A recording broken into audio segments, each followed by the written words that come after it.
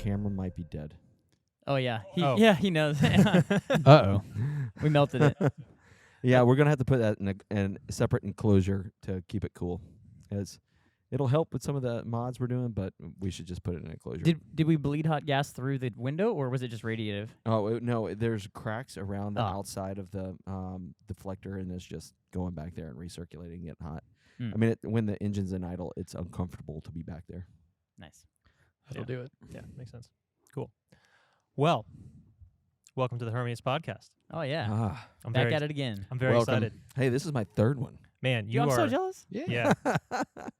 It's like the cybersecurity training leaderboard. Mm-hmm. Get the top of that too. Oh no. Matt would be very mad at me. I get it done at the last possible responsible moment. Responsible. Yeah, I guess I should say. Doing all the cybersecurity training that is both necessary and sufficient. Yes. Got to get it done. Yes. It is important, especially some of the things we're doing. Yeah, it's kind of a crazy world. I was talking on one of my one-on-ones this week. People just asked me, "Hey, how you doing?" I'm like, "Well, this week is a little bit different than last week." And they're like, "What are you talking about?" I was like, "Well, last week there wasn't a war Oh, yeah. happening, That's right. and now there is." I was on vacation this past week, finally, but that was the talk of the town in New Orleans. Everybody was there was a lot of Ukrainian flags flying on the parade route. There's a lot of upswell and support for, of course. I was also joking with some of my friends from college, and we were like, this might be every kid's dream in the 80s to grow up and fight the Russians. It's just like the foundations for every movie from that came out in the 80s and At 90s. least James Bond. Yeah, right? Not so much Indiana Jones. Basically the same story, just Nazis Exactly. instead of the Russians. But anyway, we definitely don't want to spend all of our time talking about what the rest of the world is talking about. Let's give everybody a little bit of a break from the news cycle, and announce some pretty fantastic news. Oh, yeah. Yeah. I mean, there's no drums out here, and patting your leg is kind of a weird thing to do. So, Probably adding we're drums. super excited to announce that we've raised $100 million. $100 million. I know. Is that got a pinky to the mouth? Maybe? I mean, you can do it. I'm not about that bit is, I feel like, a little I'll played do out, but Yeah. I'll do it. you go in. All right. Child of the 90s, what can I say? Yeah, I was a teenager of the 90s, so Oh, yeah. Yeah, you're an old I ass can do man. it. I'm old now. Yeah, serious. But so our Series B, $100 million, led by Sam Altman. Sam has come into lead. And which I think is so funny because it's like in the last podcast we talked about, I mean, like Sam wasn't on the board of YC that was interviewing us, but like the fact that YC said no and then Sam personally as part of his fund says yes, like I just like there's just a little bit of satisfaction I have from that. Do you think he knows yet? Oh, I don't know, but like it's gonna be so great to tell him. Oh Yeah, needless to say, the YC pitch video was not part of our pitch to him at this stage. Yeah, it's like I don't know if I ever want to show him. Maybe we we shouldn't have put that on the podcast. I know yet. it's like I could go back and look at it and be like, ooh, maybe I don't know. Oh man, but so continued participation from our existing investors who've led our previous rounds, both Khosla Ventures and Canaan Partners, as well as some of our smaller investors. Also adding a new investor in Founders Fund. Oh yeah. Yep. Yeah, which is pretty awesome. They've got a manifesto on their website of things that they believe should exist in the world, but don't yet for a number of different reasons. And accelerating transportation at a global scale is one of those. So beyond that, being tied into the the DoD and have other companies that are very positive and forward looking in terms of private-public partnerships and the like. So it's a very big ad for us on our cap table. Yeah, I'm excited to see what lessons learned we can extract because we had conversations when we were out in the Bay. Yep. And like it's just gonna be interesting to see because I just think the problems that we're going to face and already are facing, maybe Anduril has started to solve, right? Or maybe other investments, maybe in the satellite space or any other ones that they've invested in. So it'll be great, and they're definitely pushing the bounds on DoD investing in DoD tech. So Definitely a lot of common problems non-traditional venture-backed startups working with the government. So Mhm. it'll be fun to explore. Yeah, absolutely. Let's talk about the process a little bit. A little bit of how the sausage is made. Oh, it's the Okay. worst. No, that Oh, it is. that was a great sausage joke, Yeah, Julian. no, Well done. It is the worst. That is really good. That is truly the case. That is great. But but no, it's absolutely the worst thing ever. Everybody looks at raising capital as this glamorous thing that entrepreneurs do, but by the time you actually raise the dollars, it feels you're over it. You're ready to start moving on. Let's move on and start building things. Right? I think Well, it's because there's no moment. yeah. There's Yeah, no oh, it's- moment when it's like, and then it happened. It's like, okay, wait, we Right. got the I term mean, sheet. maybe okay, and maybe then there is for other companies. It's like, I mean, like I think the term sheet is the most satisfying Yeah. and like the most like this is a moment now. That part's pretty great, but then it's just like, all right, let's Then get it's the lawyers, let's go negotiation. through it, we'll figure out the details, and then there's no that like aha, and now everything, and then the clouds part and the rainbows come out, and like it's just Yeah. not it's just not that. Unicorns are grazing. No, there's the announcement like right now. Oh, that's that's fun. that is pretty satisfying. exciting. Yeah. Yeah. And internally on the team, there'll be a nice little party we'll throw Mhm. for everyone for the celebration. A $90 million party. No, just kidding. Yeah, we'll get to what we're actually using the dollars for in a little bit. Let's not get too far carried away with that. But it is definitely not an easy process. It's a very nonlinear process too. Mhm. I'd say that raising this round of funding was kind of markedly different from the previous rounds that we've raised. We've talked quite a bit, I think, in a previous show about the seed round. Series A, we haven't really hit on a lot, but kind of your first priced round of funding. We went through, goodness, I think we had 69 no's In Series A. in Series A. Mhm. Mhm. Which I don't know, maybe that's a lot. Kind of seems like a lot. Definitely a lot of iteration in that time. But almost every single one of those was somebody who we brought in at some stage of our Series B, either to kind of help us test our pitch, understands from a different perspective that we're not getting from our existing investors or from ourselves. Mhm. What direction we should be going. And we started to build those relationships that were necessary, to get to the stage where we are now. And going through the Series B process, I think we've been able to do that with the next stage of investors, who are gonna hopefully come in down the road as we continue to raise capital. We're a company that is incredibly capital intensive. Mhm. So those relationships that get built through all those no's are incredibly important.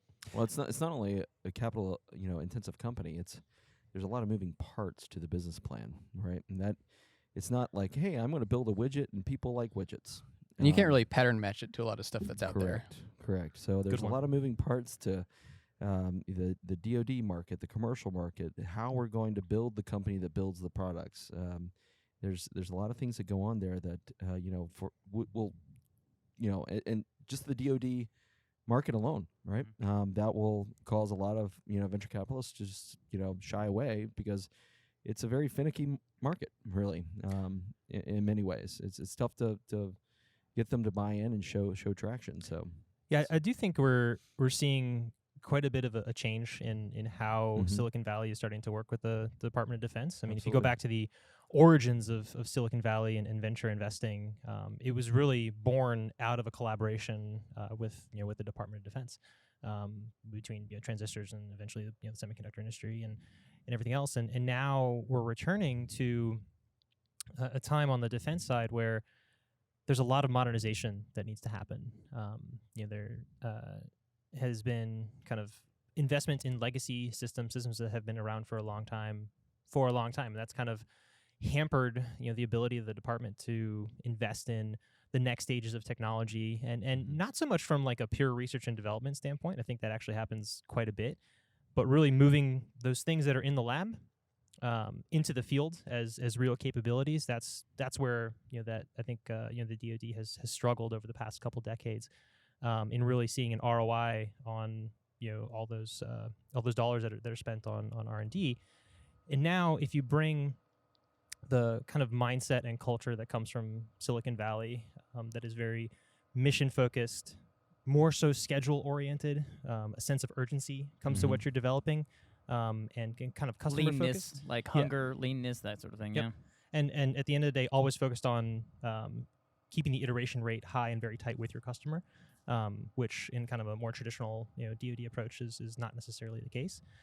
There's a massive opportunity to advance and accelerate a lot of the modernization that the DoD wants to do by leveraging the way that Silicon Valley works. And you're starting to see this more and more, I think, over the past 2 decades.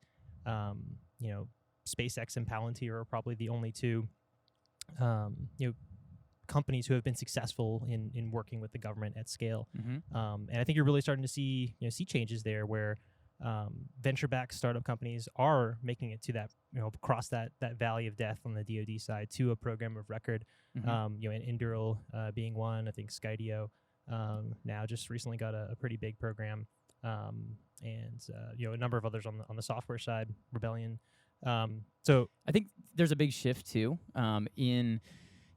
I think at this point, software has eaten the world, right? And it's like there's this big shift that I've seen of companies starting up, and maybe it's just because this is where our focus is and this is like where our attention is. But like, there's a lot of hardware, and people want to build stuff. People want to build physical systems, and now there is an opportunity where there is a modernization problem, and you can go build a physical system that does something of import for a very specific thing that then can be applied to the future for commercial things. So alluding to the dual use tech, but originally, we were in semiconductors. That's more of like a small scale hardware, and then eventually everything kind of went full software. And I think now this return to hardware, like that's what excites me. I think the most. It's like, yeah, I do have a software background for the most part, but being able to put it on something and see it move, and then have it really, really matter on a national and international scale. That's one thing is that software is nothing without the hardware side of it. Right? Exactly. And for most systems today, the opposite is true as well. And there's something so much more satisfying about it when you can see something in the world physically move, and then have that thing really, really matter. I think so. You're moved yourself. Actuate yourself. Nice. More of an kind of emotional. Yes. Area there, but yeah, Mike, what have you seen? As kind of the primary person who's really driving a lot of our relationships with the DoD, in bringing private capital to bear on dual use defense problems. I think when the government can help on some of the tech de-risk and doesn't have to do the full lift to go establish a capability, and we can bring private capital to that, and then it's a matter of modifying it for government use. That's gotten a lot of traction, honestly.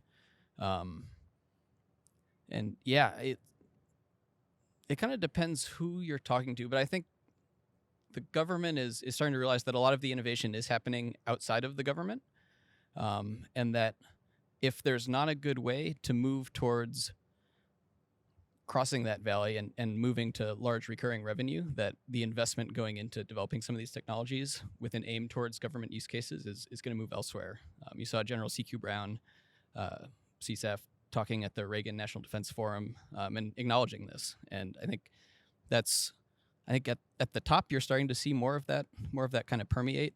I think a lot of the younger folks within the government are also excited to kind of move in that direction. But there's, it's tough. It's tough to do things a little bit differently, and having good, strong direction at the top, I think, is helping move in that direction. Yeah. What do you think the biggest barriers are to kind of a change on the DoD side? Do you see it more culturally? Do you see kind of institutional barriers in the way that acquisition or sorry, y'all, we're going to nerd out on not tech stuff, but acquisition stuff for a little bit. So, or, on the budget side. Well, there are definitely challenges on the budgeting side. If you look at how long it takes to go from we want to do a thing to planning to getting into the budget, there's an appropriation side. And then you look at the time it takes to rapidly iterate on capability kind of on the commercial front. There's a little bit of a disconnect there. So there's limited flexibility to move large dollars around within the government, and that can be challenging sometimes. Yeah, I think that's It's almost like a serialization problem, because every step has to happen in order, and then when you stack those, there's like a very well-defined process, and so it is a 5 to 10 year process. And kind of like then a by that syncing of, time, like- technology has shifted. The world has shifted. And you also have Capabilities are like this different. parallel path as well. You have the DoD side and you have Congress as well, and you have to get the people lined up to get the money and the people lined up to receive the money and make sure that it's a tough problem. It's a dance. Yeah, there are a lot of moving parts at different timescales, and I mean, just like raising money, any people system is going to be highly nonlinear, and we've certainly seen that. Well, here's to being the best of the world at that. Here, here. On Well, everything. Oh, yeah. Cheers. Got a lot of work We to can't do. let you near Yeah. anything, any kind of liquid when you're Yeah. sober. I know, not right? good. That's the only time I Especially spill. electronics. Yeah. Liquids and electronics I do only not spill when I haven't been drinking alcohol. So it's like, I don't know what it is.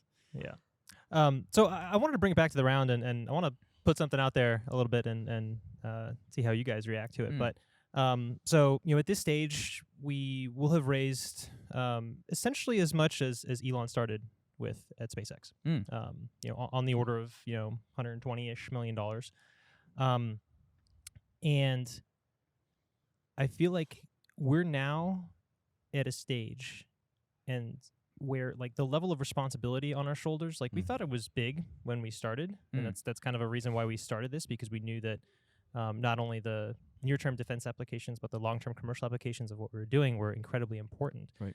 I think that responsibility is kind of up to a very, very different level now, in that not only do we have a responsibility to do this for ourselves, but if we fail, this will never happen.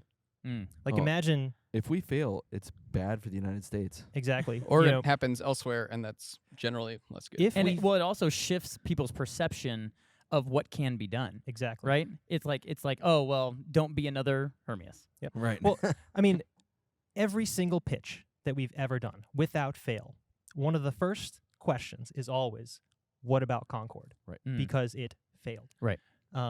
If we fail, And that's the people and that's- behind us. and that's not even factual. I know. Right? It's like that's a perception, like a myth Admittedly, that it's is something that a lot of permeated through the people world. I mean, know about and the have heard about. development of it failed, Right. right? Because they Because of lost a black swan. lot a black swan event of re-regulation and whatnot. But from a being able to operate the vehicle over decades, success. Yeah, I mean, Right. Concorde died of old age. Yes. Yes. But It was but the it last- doesn't matter because No. people still right. think that it was a problem. Fun fact: it was the last commercial aircraft to have an engineer station on board. Oh man. I know. I turning wonder. So knobs. when people ask, like, should there be pilots on these aircraft eventually? Like, it was probably the same battle Yeah. for getting a flight engineer off the Yeah. aircraft. Oh, I bet. I would love to see I the need history to on have that. somebody How on here interesting. turning knobs. Right. You have to. How could a machine do it better than a Yeah, human? no way. Impossible. Impossible. Well, you'd have to build a machine to turn the knobs. Exactly. Make it Clearly. look like a humanoid too. That's right. That's the most efficient way. So yeah, I mean, like, the resources are now here where success is a viable outcome. Mm-hmm. Publicly, and that puts an immensely different responsibility on the shoulders of us and everybody at this company, because if we fail, it will be that much harder for somebody else to follow. And really, all behind. the stakeholders across customers, across investors, like the whole ecosystem. To bring it back to what we, started talking about today, right? I think this the situation in Russia and Ukraine is one of those things of why we're doing what we do, so we can tell those countries the products that we can develop. Not today, right? Mhm. These thou shalt not do this because we have air superiority. Mm-hmm.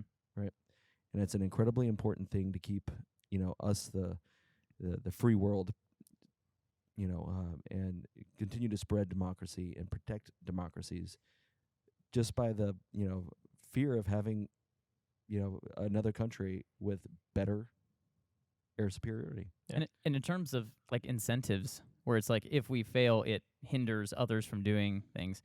As much as it's going to frustrate us when another one pops up and probably so it's raises gonna more happen. money. It's also kind of like, gratifying. But yes, exactly. So it's like a proof point for it, and then that also just self-feeds into this machine that is building capability to like, and it's not even just defense related, like commercially, like spreading trade, right? It's like the long-term vision actually does help the world. Yeah. It And makes it's across people more cosmopolitan. It's right? across industries too. Like you mentioned, SpaceX and Palantir, two very, very different companies, Mhm. often lauded in the same regard in terms of selling to the government at scale. Yeah, so I mean, and that's another thing. If we are unsuccessful in selling to the government at scale, one of the things that we have seen as we've gone through fundraising is like, how are you guys going to do this without a billionaire founder? Right. And so like all write those us a big enough check soon enough, then we can solve that problem right now. That check is way too big for It's a big VCs. check. It's a Yeah. big check. That's a So- big check. all of those chips that get put on the shoulders Yeah. over the years, they weigh heavy. But if we fail, Mm-hmm. the magnitude of those for the next people to try Right. is a whole nother level. I want to see this future. I want to see the future of high speed travel. Right. I don't I want. mean, we want the capability we're building. Like, and if we Mhm. fail, it'll just never happen. Yeah, exactly. So not to like underscore the urgency of what we're doing any more than we already have, but Should I leave? I It's gotta quite go get to work. Yeah, I know, right? It's like, why are we? this is part of it. Well, no, part of it's building. Part of it is building the Yeah. team. That's true. It's building the team, and it's building the way that this happens, right? So it's like, to your point about people things being nonlinear, and anything that we do that matters has a complex network of people that have to be involved to make it happen.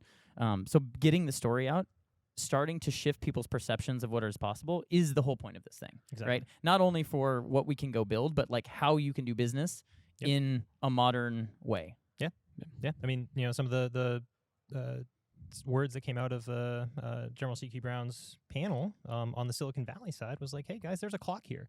If it can't be shown that venture-backed startups that don't have billionaire founders can cross that acquisition valley of death in 2 years, this money's going elsewhere. Mm-hmm. And that's a major, major loss for the country. So, yeah, not to add any more. it's a huge fuel to the asset fire. for the country. Yeah. Like the innovation engine, like harnessing that to do good things. Mm-hmm. Yeah, I mean, capitalism is a competitive advantage Mm-hmm. It's our best weapon. when leveraged country. in the right way. So thinking about that, what are we doing with $100 million other than Oh. a massive party? Oh yeah, yeah, I- right. I know. That'll be a I don't very, even wanna- very I- small percentage. I actually don't even want to think about a party. It's like I No. don't care. no, got work to no, do. I want We to get to work. should, because like Yeah. we do need. You gotta like, celebrate this. Gotta gotta- celebrate the wins. You got to celebrate wins, Oh, big because and so small. many. There are enough valleys, but That's why we have a conference room named Woo. Certainly, I am planning on making sure that we invest heavily in our vertical integration. Right, that's going to be a big part of it. We've already started. The crowd can't see, but over here to my right is our machine shop that we've started. Right, so we've got a 5-axis water jet, a large format additive printer that we're installing right now, which is kind of cool. But we're going to invest heavily, bring a lot more machining capabilities in-house, not because it's cost-effective to necessarily machine things in-house, but it allows us to go faster. and it that- reduces external dependencies, which Oh, obviously is related. Yes, exactly. Especially this day and age with COVID that have interrupted the major supply chains of Entire global Oh, logistics supply chain ever, like the only thing that we can get in a timely manner is a shipping container. which is If only we hilarious could because make a there's whole airplane out of a shipping container. I know, I right? know. It's like, that's our Slap that's our some little wings on it. Oh, it's that's it's our little alright. cheat code. Oh, yeah. It's a little It- cheat code. It is a cheat code. Yeah. Our friends we probably at- shouldn't tell. Well, our friends at Stoke did the same thing, right? Yeah, we yeah, that's we right. told them early on. We were like, hey, You should. shipping containers, great. Yep. And yeah, it's a great test cell for sure. I don't think you could buy the raw steel for what you can get. $1 a pound. It is $7. Oh, you're right. It's about 7,000, 8,000 pounds for a 40-footer, and it's about the same cost. Yeah, And so yeah, the labor's and not free. on a timely manner. Yeah, We're no. recycling. And Yeah. oh, by the way, that whole supply chain shortage out at the port of LA was caused by too many shipping containers being stacked up. Yeah. Oh, got him. So there were like city But ordinances. that was yeah, it was could a only stack 'em regulatory like- thing though. It wasn't like a. I mean, I guess ultimately regulatory does come down to like either safety or Yeah. some sort of logistics thing. But like, man, that's a painful reason where it's like it could come in, but nah, like Thanks. it's just gotta hurt. Thanks, Flexport. Yeah. Yeah. But continuing to increase that machining capability, bring in metrology into the company to make sure we're making quality parts. On top of that, bring in DMLS 3D printing, so the small format 3D printing to satisfy a lot of our unique shapes, unique things that we need to build. So investing in those manufacturing capabilities, super important for us. and is going to set us off on the right foot, because like we said, it's just, the days of 2-week lead times are gone. I wish I could see those again. Oh yeah, we've switched units now. We're in months. Yeah, I know. And it's just went from weeks to months, and it's like you're 2 months out for a lot of the things, especially the really tough things machine like Inconel L718 and nickel based alloys, titaniums. It's really rough for folks to deliver those quickly, and they jack the price up too, because if they scrap one, that's a big like tie 6242. Tie 2646. We'll have to edit in this post. Is that a cheat code too? Yeah, it's like square, X, triangle. Not tie 64, but 6242. Maybe I had it right the first time. I saw something come across my desk. It was like $180 a pound. Jeez. Yeah, you're talking steel $1 a pound, titanium certain flavor of titanium $180 a pound. So having the capability to risk on our end instead of our suppliers risk for us. So when are we vertically integrating to our own? Like we might need like a whole country. Well, good thing we have an ambassador from Canada here, because they have a lot of titanium ore. I don't know who you're pointing at. Oh boy. Oh man. So for our listeners, it's just a running joke. There's no validity to it whatsoever. But or is it? But AJ is our ambassador to Canada. Yeah, I mean, look at him. One. Yeah. Of the four of us, most Canadian looking, easily. Oh, you think so? Oh. How long you think? Sounds Canadian. Also, you think I could do the rest of the podcast like this? I don't want you to, but okay. But also loves hockey, So I mean, with those two things. I mean, to be clear, like also people from played Minnesota hockey. Love hockey too. Oh yeah, there are a lot yeah. of people that like hockey. That's Just true. The state. Weren't of you born hockey. in Canada? No. There was something. No, your He has family in Canada. Your dad was born in Canada. Your dad No. lived No. in My Canada. dad grew up in Canada. That was it. Yes. There it But is. is born. Yeah. Oh, and Yeah. next to Both you. my parents are born in Eastern Europe, Croatia, yeah. but yeah. Okay. AJ and I were born in the same city. Oh yeah. Oh, I've been amazed how many like messages I've gotten this past week from people like, "Hey, is your family okay?" Like Not Eastern European geography is It's like like not it everybody's lumped it strong suit. It's together. like, Yeah, it's fine. Yeah, I realize. it's a Appreciate the sloppy language and sentiment, everything. but But yeah. Family's fine. In terms of what we're going to be using this money for, I'm really excited about just flight testing. Like that's the game. I mean, we haven't really talked about our strategy around, but hardware richness. It has been proven for new space.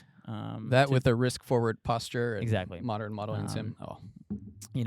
If you expect a new rocket startup to get to orbit on the first go, you're probably going to be a little disappointed. Yeah. So we're building that into the strategy. We have some options here because we can envelope expand, which is a lot more difficult on a rocket. You can't really envelope expand once you leave the pad. But being able to Unless build your booster's reusable. well, there you go. Exactly. What will blue do? That's a New good plan? question. Ooh. Except, you still have to envelope expand to, you still have to be able to land it. You still need that. You still need to take off to try step landing. change. That- Well, also That takes a few tries too, usually. Right. Yeah. Right. So, building that into our strategy from the beginning, moving fast, building a lesser performing first variant, the first tail, just because we have to, we have folks who've developed new airframes, developed new spacecraft, aircraft, also, certified airworthy products. But we've never done it together.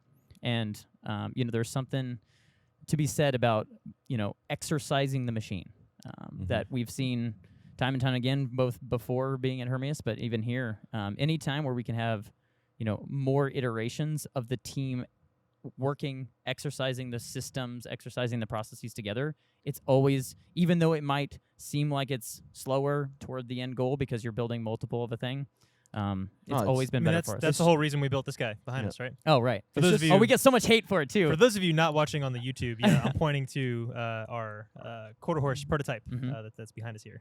Yeah, I mean it's same thing with football, right? First game, there's some problems to work out. Mm-hmm. Biggest improvement come from week 1 to week 2, and it's the iteration. Yeah. That's why Georgia Tech would play Tulane in week 1. That's always the case. I think that's the It's only good practice way for that Georgia ever Tech. played.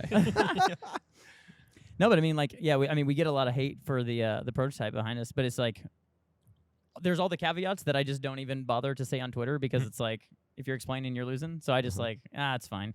But like for basically a small handful of people to build the entire, and it's like basically a real airplane, like obviously not designed to fly, but like in 4 months, a small handful of people, and then integrated an engine, and then integrated avionics, and then worked it all together and had it not fall apart. Like Run it on our I software. was really proud like, of the team for getting that there's together. a lot there. Yeah, for sure. no kidding. Well, now $100 million, gotta do it for real. Exactly. 3 times. Oh, and the best part of the penguin though is knowing how not to do it. Mm-hmm. I Oh. think that's the Yeah. biggest key. Hey, let's do fewer rivets. Yeah. let's not English wheel things. Oh Yeah. yeah. But yeah, building 3 tails, and then each one more performant than the last, kind of to a lesser degree of what Starship is doing, where the first one they're not trying to go to orbit the first try, right? Incrementally approaching it, doing some iteration, rolling in those lessons learned. Even if like the videos or the images of Raptor that came out between the original and now. Oh, it's wait. incredible. Hell I mean, yeah. if you just look at the first few serial numbers of Yeah, look at the Starship, first few it was- Starships. Dirty. I look at it and I'm like, Dirty. whoa. That's sketchy. I don't. Ugh. And now the full stack with Yep. the one that oh man, it's it looks beautiful. good. It's It's beautiful. incredible. Yep. Right. So. That was a step change, and it's just iteration, right? Of learning how to do the things the right way. But in terms of stakes, that's it, right? Like Yeah. we got to fly. It's like that's the only thing that proves to everyone, hey, we're not full of shit. Like Really, it's really just to get them to move the goalposts again, which Well, I'm totally cool with. yeah, move 'em Just again. go That's right fine. ahead. Well, they have to move. We Go have right to do ahead. successfully more difficult and useful things. It's like, well, they didn't put a person on board, so how good are they? They didn't stay at Mach 5 for very long. They didn't so- fly across the entire. They didn't loop the entire, circumnavigate All right, the I'm gonna world. Get, I'm gonna get on so I'm gonna get on my soapbox a little bit because I've definitely heard that that goalpost part of that of just like, oh yeah, we read a paper one time of that your propulsion system and aircraft architecture, you can get to Mach 5, but there's no cruise there. It's like, oh really? mm, Oh really? It's like I'm pretty sure that I've studied this a lot longer than Right, you have from at the this point. holistic Yeah, level, from, right? Exactly. And instead, we didn't just read a paper and say this is good. We well, put a lot of actually, work that's into it. that's what will kill you in this business. Yeah. In this game, everything is so coupled, and especially when things are really, really at the bounds of performance, everything is so nonlinear, right? So it's like you can make minor modifications that drastically affect the system. And if you're not taking a Assumptions. holistic approach and not really investigating your assumptions, you're just going to break it. That's right. And it's really difficult to do too if your company isn't vertically integrated, where you have these like hard set interfaces between different Mm-hmm. parts of the vehicle that you can't make engineering it's trades like, across. Oh, I've got to It's really go tough. talk to the engine folks to get an understanding of how my inlet affects their engine, and then also talk to the vehicle folks about how that engine performance that was based off the inlet affects the vehicle. At a design cycle every 6 months.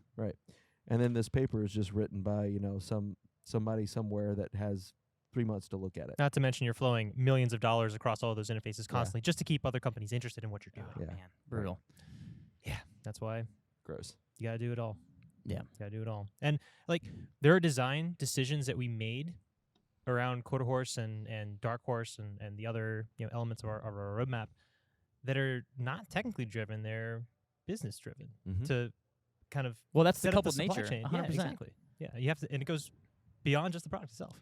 Mike, do you feel like I'm figuring out how to word this. Do you think what were the biggest challenges, I guess, of making that transition to like the business side, coming from a technical background? But like, I don't know, from my seat, it seems like an advantage. Like, I'm sure it was like difficult, but like, what an advantage. Obviously, we're biased because we're all engineers. Yeah. I mean, I think one of the things that makes a good engineer really good is kind of understanding kind of the interfaces, all this stuff feeding into their work and how their work is being used elsewhere in the system. And I think working with customers within the government, I think the same applies. Mhm. So kind of understanding their problems, understanding how things that we're building could be used to fit in with other networks, fit in with kind of other ways of doing things, I think has been pretty key. And a lot of those are not super obvious if you just kind of think about it without starting to kind of understand and kind of reach across the interface between what we're doing and what other people care about. Mm-hmm. Um, What would you say then on the flip side for someone who doesn't necessarily have like an engineering or technical background, coming from a more traditional BD role, business, or even government? Like, how do you develop that on the flip side?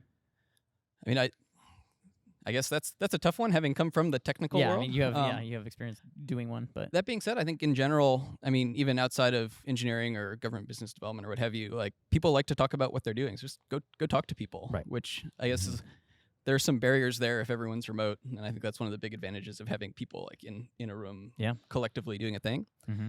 But yeah, if say a customer is interested in something related to like acoustics, like go talk with the engineers, and like the good engineers too will be able to like explain different concepts at different levels. Like if you can't simplify to the point where someone who is not familiar can understand, perhaps you also don't understand as well from first principles or like the basics as well. I guess as that you would be said of the machine, the financial machine and Yeah. the congressional machine for all of it. If you can't simplify it and reduce the mental model to something manageable, then do you really understand it? Yeah. Fair. Cool. Yeah. I don't know that there's a analogy for never split the difference on the engineering side. Like, Well, it's like, so something I actually just tweeted about this today, but like a question I've started asking in interviews, and it molds all the time. It actually came from Anthony originally, but it's just like, what was the last decision that you made that negatively impacted yourself or your team that was better for the company, right? It's like, that should be probably almost 100% of the time, because your narrow set of incentives will never be perfectly aligned. Well, that with the comes from holistic understanding approach. all the moving parts, right? Like having that technical empathy to Mhm. like understand the broader picture and how everything kind of fits together at a higher level. Mm-hmm. So we get through Quarterhorse development. Mm. Up next is transitioning Quarterhorse into an actual product. Mm-hmm. So there are a range of use cases for Quarterhorse in and of itself. So it's an aircraft that takes off from a runway, accelerates up to hypersonic speeds, and then comes back down. So it doesn't cruise for really any time at all.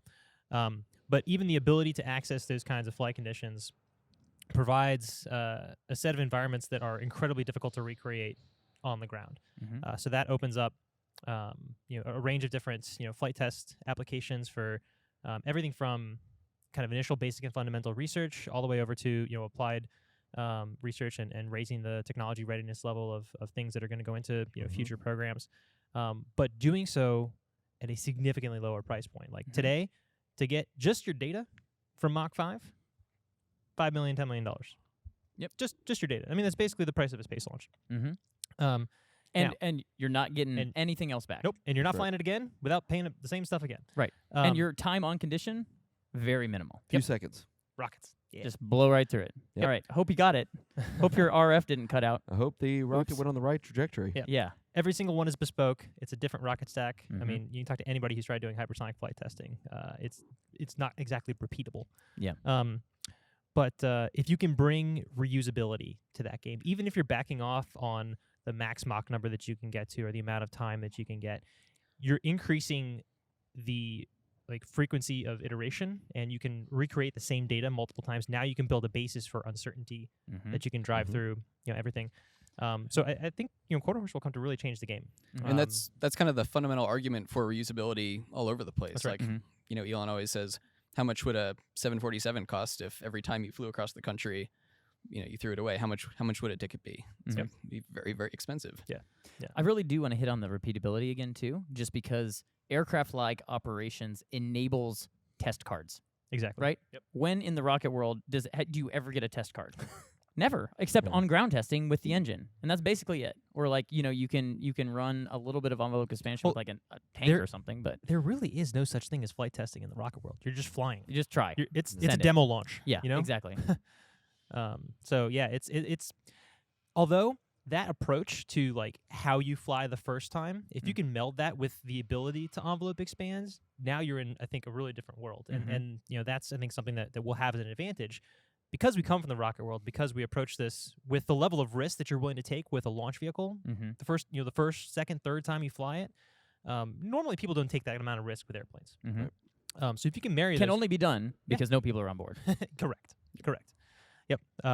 If you can put those kind of advanced risks together along with the ability to recover from unexpected things that you encounter, whether it's on the airframe, an inlet on start, all these kinds of things that you're going to have to start to understand as you push the frontier of what's been done before in flight. If you can stop, come back, learn from it, iterate, fly again, and do that repeatedly at a low cost point, now you're going to be able to get to the next stage of actually learning how to cruise at Mach 5 and eventually fly passengers. Yeah.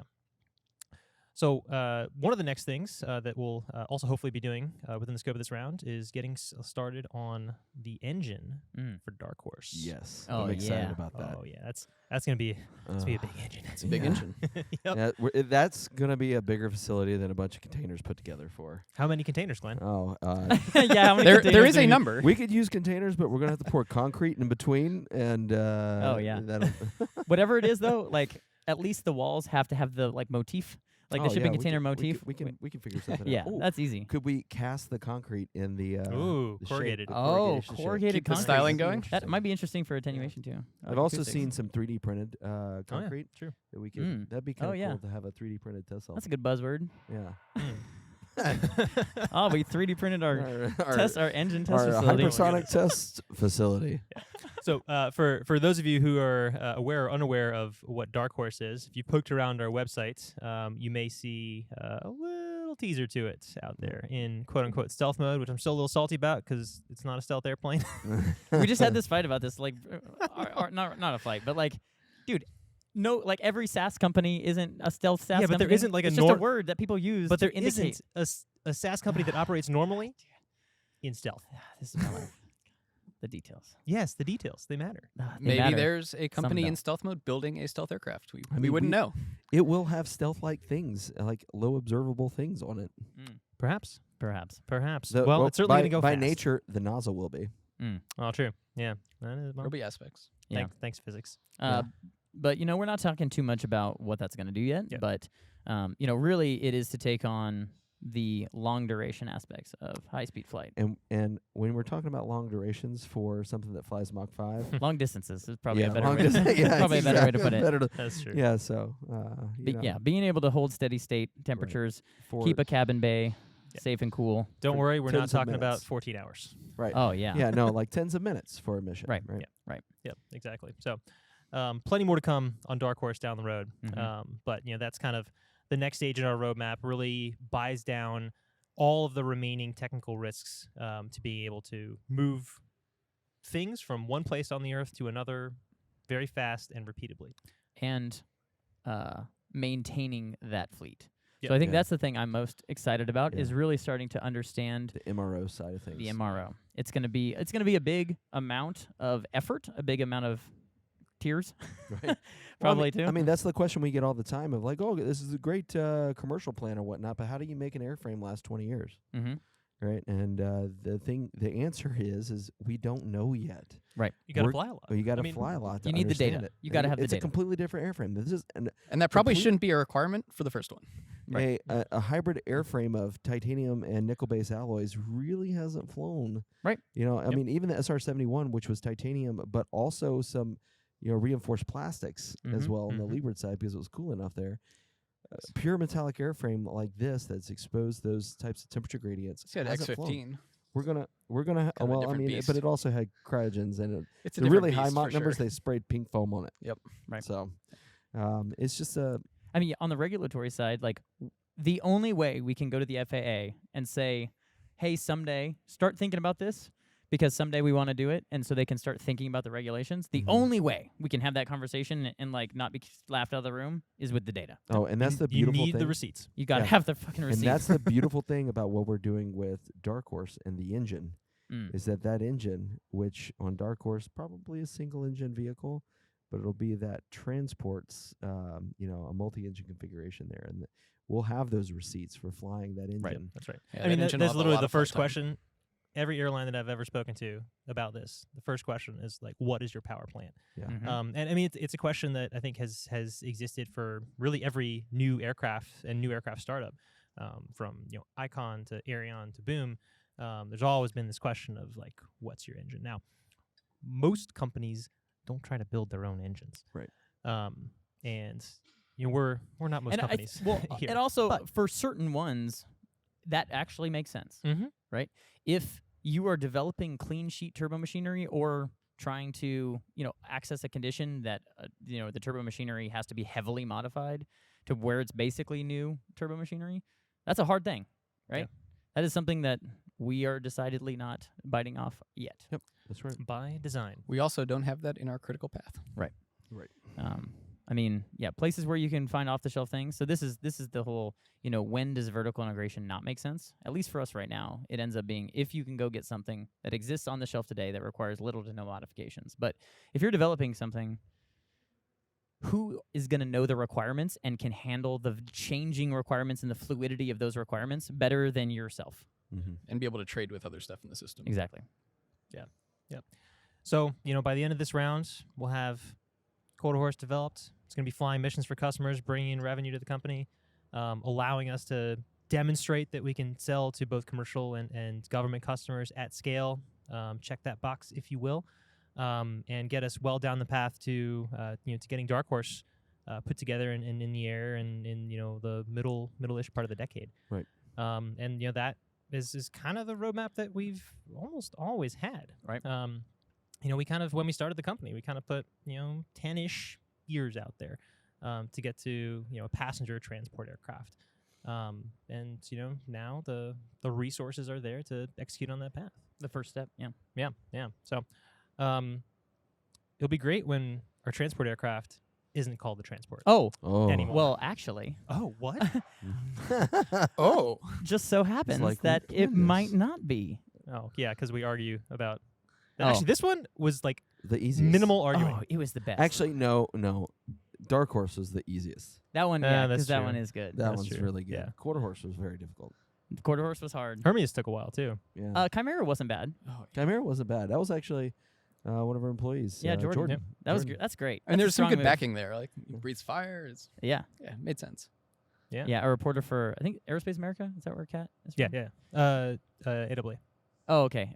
But yeah, just was just like if I didn't know how hard making hypersonic airplanes were, I would swear that Hermeus just spends all their time thinking about names and cool names for things. And I was like, yo, it sucks. I hate thinking of names for things. It's the We've gotten absolute very worst. efficient at it. I Yeah, think we have a process now. we tested this one pretty hard, Oh yeah. and it still won out every single time. Mm-hmm. A test, B test, whatever. Oh yeah. All right, so let's see. I'll lay a little groundwork and then Another drum roll. and then well, I'll just tell the story of how we got there. Okay. And then someone else can make the verbal announcement of it just to build some tension there. So I was just like looking through names and part of our brand obviously is like the wing. It's gold. I know it looks yellow, but you also can't with flat colors make something look gold very easily. So that's the closest we can get. is really what it comes down to. But like we do want that to be a juxtaposition we always want to have where it's just like like titanium or steel, like a dark metallic paired with gold. That combination of like blue collar, white collar, or like salt of the earth and luxury, Mhm. right? We always want I like that as part of our story and part of our brand. So I was looking at different ways to explain the gold. So I came across the word gilded, and I was like, okay, that's interesting as an idea to kind of chase down. So I was just looking up that, and then I saw the name Halcyon. Halcyon. Halcyon. Halcyon.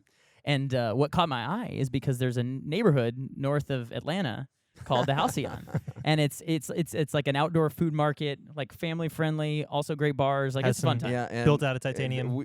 we had a lot of beers. Oh, we burned it down. Thank God it was really. Yeah. Yeah. It was a weekend. It was like not gonna be a problem. Oh man, but like I stayed at Glenn's house. It was a whole thing. Yeah. My Usually he kids. My stays at your kids. house. I know. My usually- kids woke up in the morning and Why is there a Skylar's strange like, man? yeah, Skylar's like hobbling out of my house and it's like, who's this weird guy? I know they come downstairs and they're like playing or something. I'm just like, hey guys, and they're like, oh. No, but saw Halcyon and then like started to dig in. But yeah, apparently every step you've dug, every shovel you've removed it's only gotten has better. gotten better. It's only gotten better. Okay, so well, unless you're not a fan of Disney, okay, that's true. The one knock, maybe. Maybe. I'm a fan of Disney, and Star Wars, so I'm all Mhm. about it. The Galactic Star Cruiser. Right. One of is- the ships is called Halcyon. Yeah, one of the ships. It's pretty is gonna- niche. Yeah, it's very niche.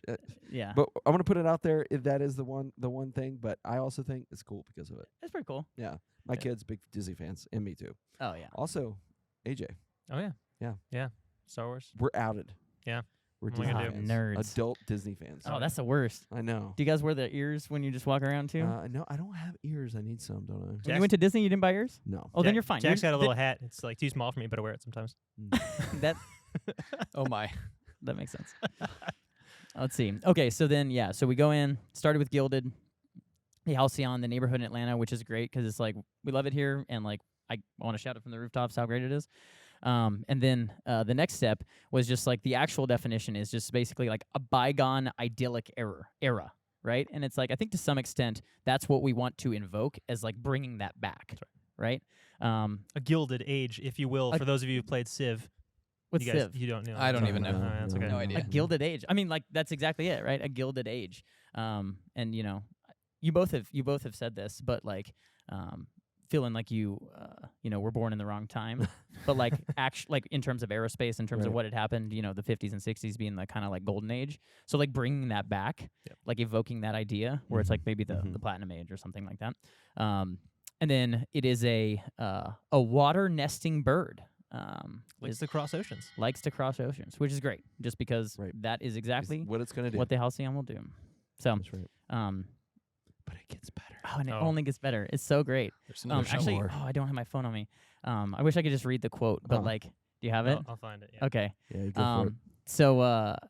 So I get a text from Marty, and it was just like, so Dana found this, and like he sent me the picture of it, and it was basically like, it was the original poem for America the Beautiful, That's right. and so I'll let you read it. Oh, great for halcyon skies, for amber waves of grain, for purple mountain majesties above the enameled plain. America, America, That's it. God shed his grace on thee. Are you kidding me? That's Perfect. It's beautiful. It's amazing. Like every step, I was like, oh, this is even better. So it's like now the stakes are so much higher for the next thing we name because it's not gonna be that good. It's a good one. Man. But yeah, Halcyon, super excited. Yeah. All Here right. it is time for a break. Oh, it is a brief aside. Okay. So, had this idea, Marty and I had this idea that was, so we're working through the branding of Halcyon. So, you've probably seen the Quarterhorse brand out there. You've seen the Darkhorse brand. We want everything to kind of evoke an emotion and have its own sort of identity. So, we are working through both a word mark for Halcyon as well as a logo. So, we're going to live review Oh. some of these examples Party time. as we go, and if it sucks, we'll cut it. Fuck it. We're doing it live. We're doing it All live. right. We're So doing it yeah, live. so we have a screen here. Marty will in post add some things, but we basically put together some high-level ideas and emotions we want to evoke, and some different ideas on the word mark, and we're pretty much settled on that. But really, it's about the logo. What are we gonna do? And how do we think about these and just fully say our thoughts? Okay. So All right. So the first thing, I The think H's the don't look one- very aerodynamic. something. The really, really, really scripty ones looks like Chinese to me, and I can't. I think that's a Oh, that's interesting. A Oh, non-starter. to me, they look like hotel logos. It looks like Hilton. Yeah. Yeah. I feel like there's another aircraft company that has a. Okay. Like Kind of Lufthansa. floating. Maybe. No. No. There's just something else. I do like the infinity. Oh, kind maybe of the logo. Is it the Honda Jet logo? Yeah, maybe. I don't know. Yeah, the Infinity is. So one other reference that we had told Jeremy, our designer, was that we would love the idea of this going in like a stamp or like an envelope wax Yeah. sealing, right? It's like that's the kind of idea where it's like gilded. It has this like almost like Like you would have regal- a ring. Yeah, like a ring that you put down to seal your envelopes. embossed in the headrest or something. Right. you Yeah. know? So there's like an aspect of luxury there. So all right. So okay, here we go. Oh man. So there's a couple interesting. different angles. So the first angles were obviously H focused. These now more of like an icon based bird. So in the direction of the Halcyon Kingfisher. One thing Yeah. I like about the Quarterhorse logo though is that it's like reaching forward, like to the future. Mm, And okay. The animation Oh. of it was really. Oh, in early rounds of this, the bird was like diving, and we're like, "Yo, no, that's not it, bro." No. Nope. that's the opposite. So yeah, these are looking to the skies as our plane will be. Yeah, no. It kinda like looks looking way forward, better on the black background. Mm. Yeah. Oh, I than agreed. On Yeah. the white. Uh-huh. Yeah, I really like that. So this look- one, This looks. Okay, this is like the Spectre logo this. what's Spectre? in bird form. What is instead- Spectre? I thought, Seriously, James Bond? Oh, bro, come There's on. rings. wasn't that like an octopus? Yes, but That does not look like an octopus. I Like don't think. this- it looks like a bird. It's this a bird version this of an octopus. evokes something like World War II. Yeah, there's like a Germany. throwback it does, era. It does have Oh, that like it's a 30s, looks 30s, too many- 40s, yeah. Okay. 50s. yeah. Also, like, It looks kind of propaganda-y. Yeah. Yeah. What's that? Mockingjay. Oh, say, yeah. That one. Yeah, it's bad. Not to Kill a Mockingbird. Jennifer Lawrence. Yeah. Hunger Games. Jesus. Hunger Oh. Games. Oh my Okay. God, that was Oh, painful. Part of that Oh, I like- heard was filmed here in Atlanta. Oh, Indeed it was, interesting. yeah. Okay. Ooh. Ooh. I All right, like a the little use of like the negative space there on the. allusion to Caesar. Oh, the negative space is super cool. That is interesting. All right. Let's see. I like this one. Especially the middle one on the bottom. I also like that the what is that? Is it a wreath or the whatever the halo situation there is looks like wings. It kind of alludes to the wing. A little bit. That's true. Those are very bendy wings. Yeah. Like, more bendy than 787. Mm-hmm. Uh huh. If you haven't seen the like test to failure, it's somewhere on YouTube. It's pretty wild. That's interesting. It's also interesting just by itself. Yeah. Yeah. With no H. The H might Mhm. even too much. Yeah. Yeah. That's what I was looking I at. think There with is the- a balance there that I kind of There's like. too much. Yeah, I think if you have the wreath thing, delete the H. Mm. All That's right. its own logo. Let's see. Oh, and I like the incorporation of the like Hermeus logo swooshes in there to make it up. Yeah. Right. All right. Sweet. Cool. Are there other ones? Are there any other ones? Oh, that's all I got. All right. Sweet. Oh. That's great. All right. So we got some thoughts. We'll take some notes. We'll roll another design cycle in, and then the next time we'll decide. But Hermeus reacts to their own possible logos. Yeah. We can keep iterating. Oh yes, yes. High rate of iteration. Oh, yeah. Put your thoughts in the Those are comments. great. I'm excited about that. But like, we definitely have to have like we need to start writing more letters so we can just like seal the wax. Oh, Yep. we need to get a ring That that, would we be- can actually. Oh yeah. Let's hope our enemies don't capture us Let's- once and then have to like send a finger with a ring on it Yeah. to prove that they have Well, us and that we're alive. Just send my aura ring. That's very like Count of Monte Cristo esque. Yeah, they use the wax in. Do in, yours. Let's bring back Game of snail Thrones. mail. I shall do mine. Let's bring back snail mail so we can just put wax. It still works. You don't It have to does bring work. It back. It's still there.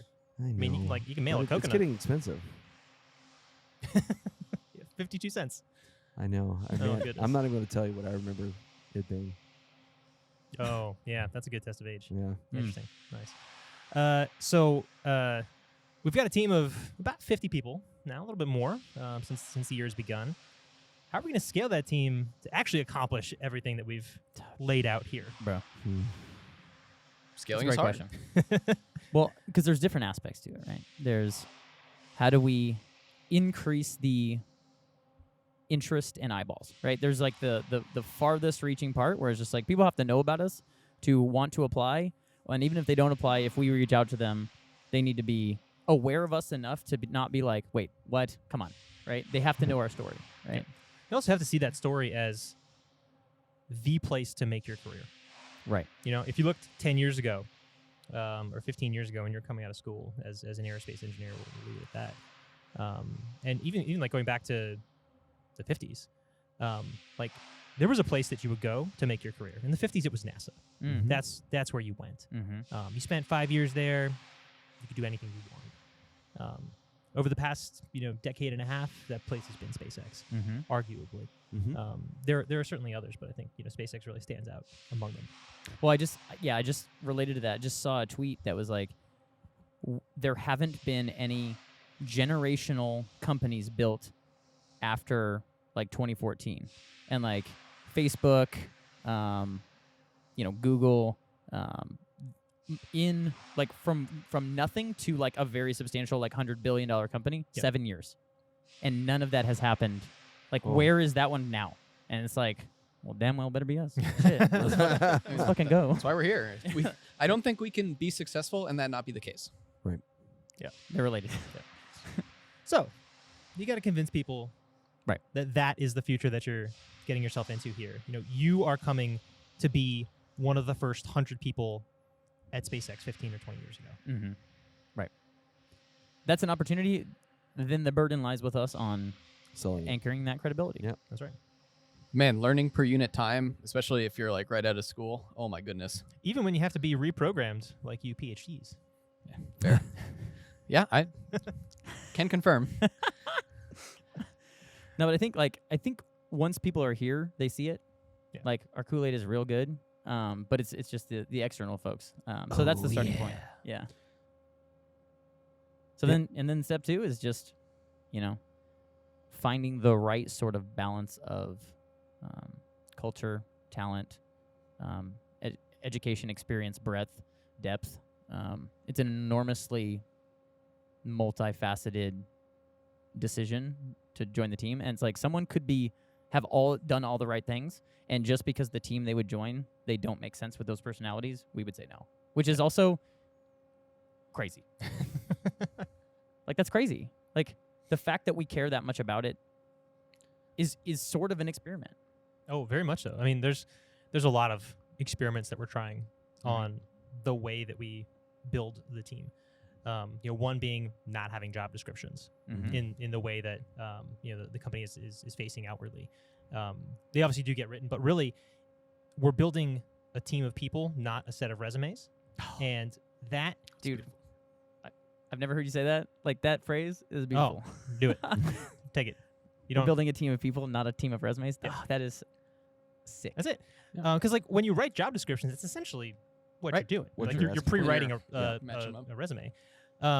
So what that really requires is, number one, the creativity to find ways to leverage people's capabilities, not just like what they can do today, but how they can grow. And also what they've brought from other experiences in their lives. Yeah, I mean, and that is like at its core why diversity is so important in how you're building these types of companies. Because you cannot just bring people from one walk of life, whether it's in a professional sense, in a personal sense, otherwise. Those different varied sets of experiences are, I mean, it's like, frankly, it's what makes America what it is today. And it's like really fucking hard to do that in engineering, let alone in aerospace. It's such a white, male-dominated. Sorry, guys. We messed up. Yeah, it's bad. But we're trying to make up for it. We're trying hard. But also, in terms of it's hard. experience, like, it's not like you can come from your last hypersonic aircraft company. Right? Oh, Like, yeah. Right. Yeah, they don't exist. We are breeding a new type of engineer. We have to make that melting pot Yep. because there is no center of excellence for hypersonic startups out there. Oh, I gotta tell the story about when I got in trouble for saying this. So we were at a conference a couple years ago. We had dude.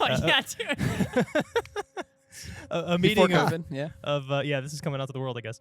A meeting of like kind of like the Hypersonics Brain Trust in the country is led by NASA. Had a lot of industry folks there. I wonder if anybody there will remember this moment. Oh, probably. George Neal probably. Oh, yeah. George Neal that's for definitely sure. remember it.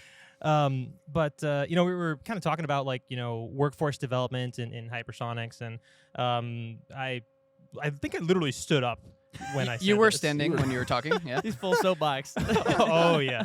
So it's kind of like going on. We're the only venture-backed company in the room, and I kind of made the argument that like the number of people, and this comes from a guy named Mark Lewis, who's a very well-respected hypersonics person in the industry. But he had said a couple years back, the number of engineers who have tested hypersonic systems is fewer than the number of Bengal tigers in the world, which is insane. That's crazy. It's insane. So like I kind of took that in and molded over for a couple years, and now in the middle of starting Hermeus, bringing in this like idea of like most of those hypersonics engineers that do exist are within one of three places: academia, government, or big industry. And really none of those places have the culture that's necessary to execute on a plan like this at pace and with urgency. So there's not a lot of Venn diagrams over there. So in front of literally everybody, There's like there are a lot of people who there's probably like, maybe like 50 or 60 of our peers there. representatives from government, from Yep. industry. I'm like, all right, y'all, we got to breed. What I probably meant to say is we need to breed a new type of engineer, but I was literally like, us all, We need to you, and you, get it going. I think it was we need to breed more, like breed more hypersonics Yeah. engineers. But Oh yeah, I love that. need to breed no, more. that was it's still true. And then not long later, you had a kid. and I had a kid. Yes, We did breed. You They'll did probably breed. be With engineers. no one from that That's true. panel. that is or true. from There's the- no one, That's true. no one, yeah, Yeah. Well, anyway. that you know of. We got to be breeding. But my. I mean, yeah, that is be getting hypersonics engineers. that is the challenge that we have. The opportunity cost for anybody in the job market today, but like especially in aerospace, is so high for anything that you could be doing. Like whether you like what you're doing now, and there's any number of different opportunities for things that you could be doing. The opportunity cost for saying no to any of those is huge. So the argument that you have to make to people to like really convince them that this is the single most important thing that they can be doing with with their lives is what has to be done. Mm-hmm. I mean, like we were obviously pretty convinced Yeah. early on. It's a little bit different, Mm-hmm. but that is a challenge that we have ahead. I mean, they talked about it in podcast 2 about how this is a place where you can now go work on cool airplane problems, That's which is super interesting to me as someone who never gave one single shit about airplanes. When I was in college, I'm like the only one of the team who was just like, I just don't. I'm like, I don't know, aerospace I was is cool. all rockets though. Oh, Like, I wasn't. I was like, I wasn't anti-aircraft. I was just all rockets all Yeah. the time early on. I mean, when I was in college for my senior design, I could have chosen fixed wing aircraft, rotorcraft, or space, and I was like an aerodynamics person, Mm. and I chose space because that's where The interesting the things were frontier happening. was, right? Like the fixed wing side. They also said space was the hardest one, so that's what I did. Oh, got him. Yeah. Ooh. Oh, yeah. But like the fixed wing side, it was very much like trying to squeeze 1/10 of a percentage point of efficiency Right. out of a turbine stage. Yeah. And it just didn't feel like it felt like we were done. Mm. We were at peak Solved. aviation. All solved. Now that was a long time ago. That Mm. was 2010 Mhm. ish. We live in a different world now where Yeah. you've got electric aircraft, urban air mobility, obviously everything going on in the rocket space, and then high-speed aircraft. And for me, that is where it is most important to spend my time. I mean, I was doing hypersonic propulsion in grad school, and then went over to rockets out to SpaceX, Mm-hmm. and it took some time to get back to it. But Man, I was full on like interplanetary astrodynamics. I'm like, oh, orbits are so cool. There's all this nuance and like. And then I was and like, that's still true. I mean, Orbits are cool. I mean, I guess this is the foundations of like me believing in iteration. But it's just like when you're only gonna see if you're the luckiest orbits person and you care about interplanetary travel, if you're the luckiest person, it's like you'll see 2 missions your whole career. Mm.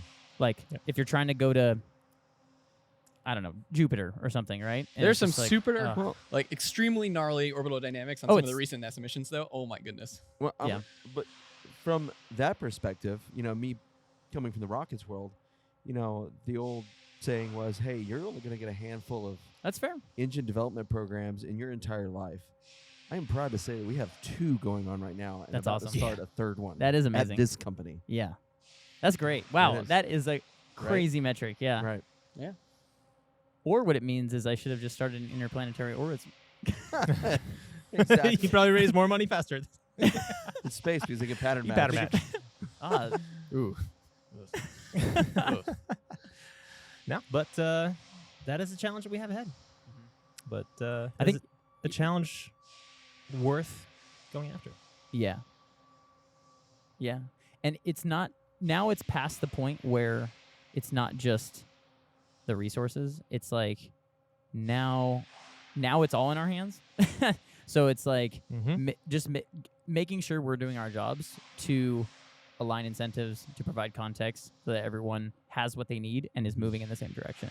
And it's like everyone always says it, and it's like such a like trope at this point, where it's like the people stuff is always the hardest, and it is, even when people say it all the time, it's still undersold. The people you hire is the company you build. Yeah. Thanks, Vinod. Oh, nice. But Well- I'm incredibly proud of our team. It's been wild. Absolutely. Dude, we've got some of those hardware testing videos Mm. over the weekend on Sunday. It's great. Mhm. Oh, dude. We did so much when you were out. I know. I went on vacation last week, and apparently they did all the fun stuff. So I got to do all the bleeding, sweating, and crying. Oh, we popped champagne. Right? It was a good time. Don't if- worry. I hear Team Center I is almost wasn't- done. So If I wasn't at Mardi Gras I know. and drinking Your own when you- champagne? my own, Yeah. yeah. When I saw that, I would have been even more angry. And the worst part of it, guess who bought all this champagne? I know. I was like, Me. who got all the champagne? And it was like, oh, yeah, Glenn put it in the fridge. I was like, well, oops. Oops. Whatever. Progress is being made. And that's all that matters. that is key. That's key. All right, guys. Well, it's been a fantastic episode. Oh, yeah. Yeah. Until next time. 100%.